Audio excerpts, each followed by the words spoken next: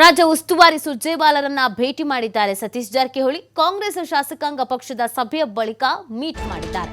ಸುರ್ಜೇವಾಲಾ ವಾಸ್ತವ್ಯ ಹೂಡಿದಂತ ಹೋಟೆಲ್ಗೆ ಹೋಗಿ ಭೇಟಿಯಾಗಿದ್ದಾರೆ. ಈ ವೇಳೆ ಇಬ್ಬರು ನಾಯಕರ ನಡುವೆ ಹಲವು ವಿಷಯಗಳ ಬಗ್ಗೆ ಚರ್ಚೆಯನ್ನು ಕೂಡ ಮಾಡಲಾಗಿದೆ. ಬೆಳಗಾವಿ ಕಾಂಗ್ರೆಸ್ ಕಟ್ಟಡ ನಿರ್ಮಾಣದ ಬಗ್ಗೆ ಒಂದು ಕ್ಲಾರಿಟಿ ಕೊಟ್ಟಿದ್ದಾರೆ. ಸಿಎಲ್ಪಿಯಲ್ಲಿ ನಾನು ಕಟ್ಟಡ ಕಟ್ಟಿಸಿದ್ದು ಅಂತ ಹೆಬ್ಬಾಳ್ಕರ್ ಹೇಳಿದ್ರು. ಇದರ ಬಗ್ಗೆ ಕಟ್ಟಡ ನಿರ್ಮಾಣಕ್ಕೆ ಜಾಗ ಕೊಟ್ಟಿದ್ದು ರಮೇಶ್ ಜಾರಕಿಹೊಳಿ. ನಾವು 3 ಕೋಟಿ ವೈಯಕ್ತಿಕ ಹಣ ಖರ್ಚು ಮಾಡಿರೋದಾಗಿ ಸಚಿವರು ಇಲ್ಲಿ ವಿವರಣೆ ಕೊಟ್ಟಿದ್ದಾರೆ. ಅವರೊಬ್ಬರೇ ಕಟ್ಟಿದ್ದಲ್ಲ, ನಮ್ಮ ಕೊಡುಗೆನೂ ಕೂಡ ಇದೆ. ಯಾಕಂದ್ರೆ ಇಲ್ಲಿ ಹಣ ಕೊಟ್ಟಿದ್ದು, ಜಾಗ ಕೊಟ್ಟಿದ್ದು ನಾವೇನೇ ಅನ್ನುವಂಥ ವಿಚಾರವನ್ನು ಹೇಳಿದ್ದಾರೆ.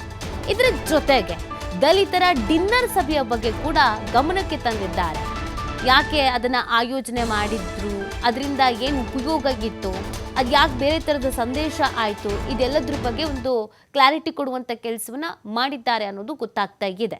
ಸುರ್ಜೇವಾಲಾರನ್ನ ನೇರವಾಗಿ ಭೇಟಿ ಮಾಡಿ ಏನು ಒಂದಷ್ಟು ಬೆಳವಣಿಗೆ ಆಗ್ತಾ ಇದೆಯೋ ಈಗ ಆ ಬೆಳವಣಿಗೆಗಳ ಬಗ್ಗೆ ಮಾತನಾಡಿದ್ದಾರೆ.